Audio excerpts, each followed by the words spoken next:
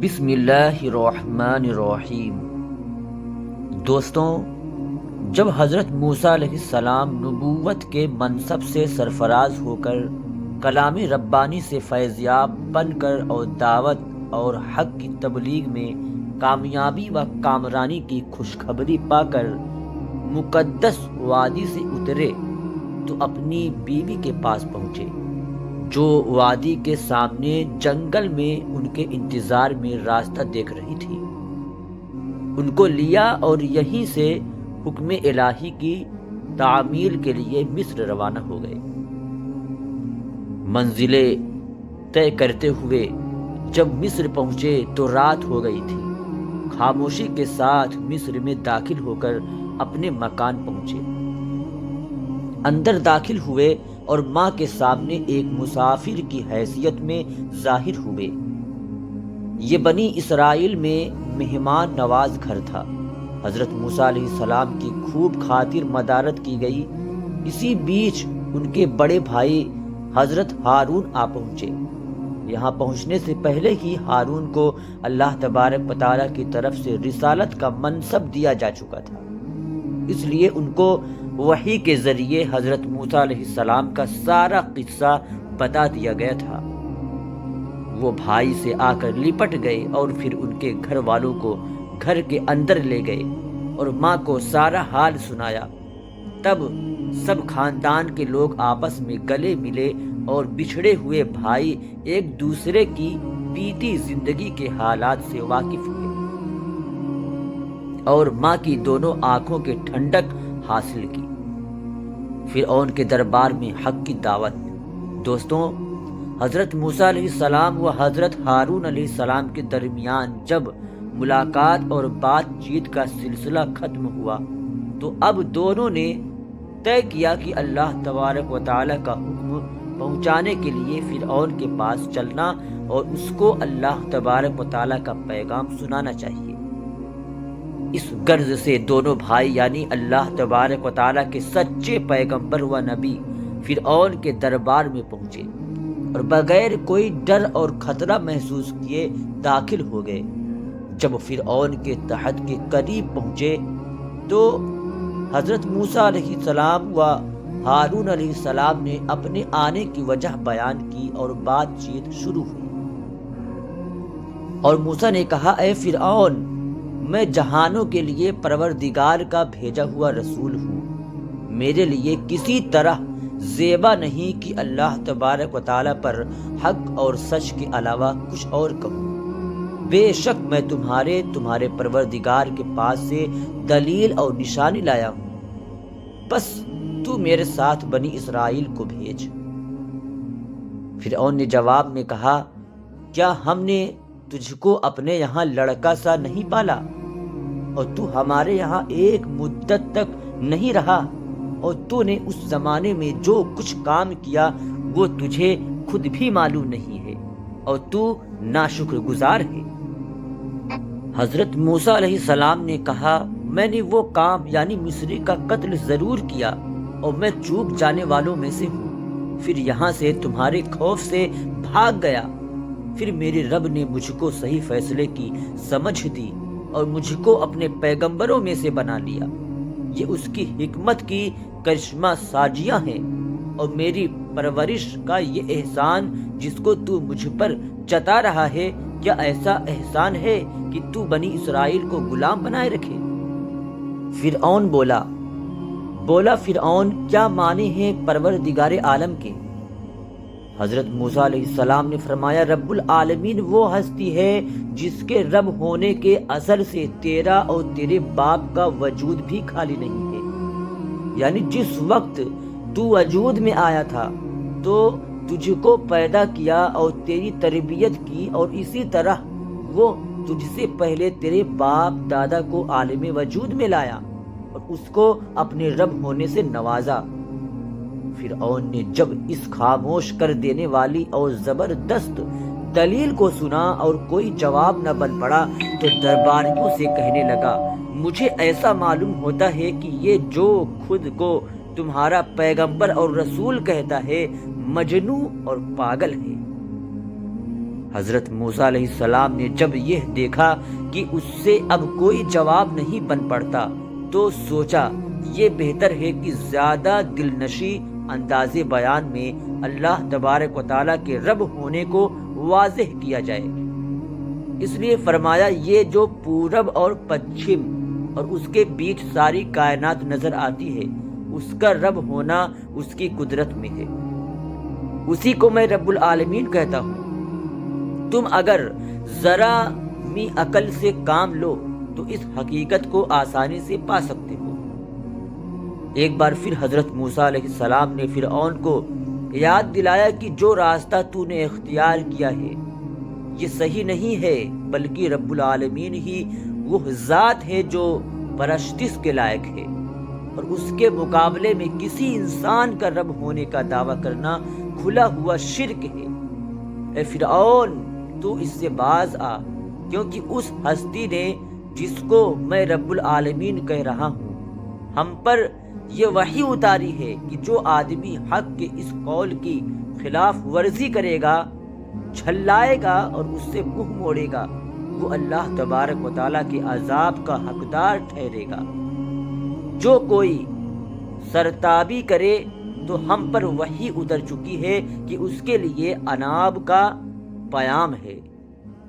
فرعون نے پھر وہی سوال دہرایا، اگر ایسا ہی ہے تو بتلاؤ تمہارا پروردگار کون ہے؟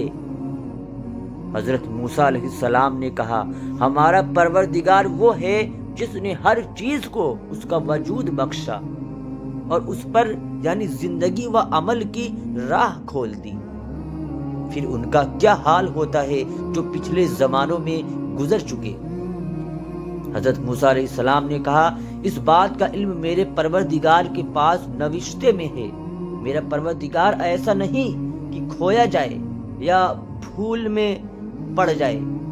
وہ پروردگار جس نے تمہارے لیے زمین بچھونے کی طرح بچھا دی، چلنے پھرنے کے لیے اس میں راہیں نکال دی، آسمان سے پانی برسایا، اس کی سچائی سے ہر طرح کی ونسپتی کے جوڑے پیدا کر دیے، خود بھی کھاؤ اور مویشی بھی چراؤ۔ اس بات میں عقل والوں کے لیے کیسی کھلی نشانیاں ہیں۔ اس نے اس زمین سے تمہیں پیدا کیا، اسی میں لوٹنا ہے اور پھر اسی سے دوسری بار اٹھائے جاؤ گے۔ دوستوں، حضرت ہارون علیہ السلام کا اب کردار دیکھتے ہیں۔ تفسیر کے علماء لکھتے ہیں کہ فرعون اور حضرت موسیٰ علیہ السلام کے ان مکالموں میں حضرت ہارون علیہ السلام دونوں کے درمیان ترجمان ہوتے اور حضرت موسیٰ علیہ السلام کی دلیلوں اور ثبوتوں کو بڑے ہی اثردار انداز کے ساتھ ادا فرماتے تھے۔ فرعون کا رد عمل یعنی پرتکریہ الگ الگ مجلسوں میں بات چیت کا یہ سلسلہ جاری رہا اور فرعون نے بحث کے سلسلے کو ختم کرنے کے لیے دوسرے طریقے اختیار کیے۔ آخر کار اس نے اپنی قوم کو مخاطب کرتے ہوئے کہا، اور فرعون نے کہا کہ اے جماعت، میں تمہارے لیے اپنے سوا کوئی خدا نہیں جانتا، اور پھر اپنے وزیر مشیر کو حکم دیا، اے حامان، میرے لیے ایک بلند عمارت تیار کر تاکہ میں آسمانوں کی بلندیوں اور ان کے ذریعوں تک دسترس حاصل کر سکوں اور اس طرح موسیٰ علیہ السلام کے خدا کا حال معلوم کر سکوں، اور میں تو اس کو جھوٹا سمجھتا ہوں۔ حامان کے بارے میں قرآن مجید نے صاف نہیں کیا کہ یہ شخصیت کا نام ہے یا عہدے اور منصب کا، اور نہ اس میں اس پر روشنی ڈالی کہ حامان نے عمارت تیار کرائی یا نہیں۔ تورات بھی اس بارے میں خاموش ہے۔ دوستوں، اب دیکھتے ہیں کہ فرعون کے دربار میں مظاہرہ کیسے ہوا۔ دوستوں، الغرض فرعون کا خدشہ بڑھتا ہی جا رہا اور نوبت یہاں تک پہنچی کہ فرعون نے کہا، اگر تو نے میرے سوا کسی کو معبود بنایا تو میں تجھے ضرور قتل کر دوں گا۔ حضرت موسیٰ علیہ السلام نے اگرچہ میں تیرے پاس ظاہر نشان لایا ہوں تب بھی، تو فرعون نے کہا، اگر تو سچا ہے تو وہ نشان دکھا۔ تو حضرت موسیٰ علیہ السلام آگے بڑھے، بھرے دربار میں فرعون کے سامنے اپنی لاٹھی کو زمین پر ڈالا۔ اسی وقت اس نے اجگر کی شکل اختیار کر لی، اور یہ حقیقت تھی، نظر کا دھوکہ نہ تھا۔ اور پھر حضرت موسیٰ علیہ السلام نے اپنے ہاتھ کو گریبان کے اندر لے جا کر باہر نکالا تو وہ ایک روشن ستارے کی طرح چمکتا ہوا نظر آ رہا تھا۔ یہ دوسری نشانی اور دوسرا معجزہ تھا۔ فرعون کے درباریوں نے جب اس طرح ایک اسرائیلی کے ہاتھوں اپنی قوم اور اپنے بادشاہ کی ہار کو دیکھا تو تلملا اٹھے اور کہنے لگے، بے شک یہ بہت بڑا ماہر جادوگر ہے۔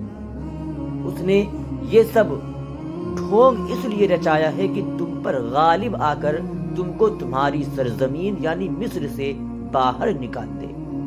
اس لیے اب ہم کو سوچنا ہے کہ اس کے بارے میں کیا ہونا چاہیے۔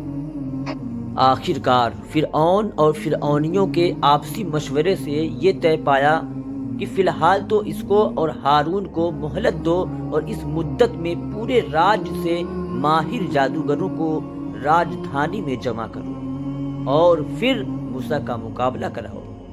یہ ہار کھا جائے گا اور اس کے تمام ارادے خاک میں مل جائیں گے۔ تب فرعون نے حضرت موسیٰ علیہ السلام سے کہا، موسیٰ، ہم سمجھ گئے کہ تو اس ہیلے سے ہم کو مصر کی دھرتی سے بے دخل کرنا چاہتا ہے، اس لیے تیرا علاج اب اس کے سوا کچھ نہیں کہ بڑے بڑے ماہر جادوگروں کو جمع کر کے تجھ کو ہار دلا دی جائے۔ اب تیرے اور ہمارے درمیان مقابلے کے دن کا سمجھوتا ہونا چاہیے، اور پھر نہ ہم اس سے ٹالیں گے اور نہ تم وعدہ خلافی کرنا۔ حضرت موسیٰ علیہ السلام نے فرمایا کہ اس کام کے لیے سب سے بہتر وقت یوم زینہ یعنی جشن کا دن ہے۔ اس دن سورج بلند ہونے پر ہم سب کو موجود ہونا چاہیے۔ نوٹ: دوستوں، مصریوں کی عید کا دن جو وفاء النیل کے نام سے مشہور ہے، کیونکہ ان کے یہاں تمام عیدوں میں سب سے بڑی عید کا دن یہی تھا۔ الغرض حضرت موسیٰ علیہ السلام اور فرعون کے درمیان یوم جینا طے پایا، اور فرعون نے اسی وقت اپنے ذمہ داروں اور درباریوں کے نام حکم جاری کر دیے کہ پورے راج میں جو بھی مشہور اور ماہر جادوگر ہو ان کو جلد سے جلد راجدھانی روانہ کر دو۔ دوستوں، انشاءاللہ اگلے پارٹ میں ہم دیکھیں گے کہ جادوگروں کی ہار اور فرعون کا رد عمل کیا ہے۔ ویڈیو کو ایک لائک اور اسے زیادہ سے زیادہ شیئر کریں، اور مزید ایسے ہی ویڈیوز دیکھنے کے لیے ہمارے چینل کو سبسکرائب کر دیں۔ شکریہ، خدا حافظ، السلام علیکم ورحمۃ اللہ تعالی وبرکاتہ۔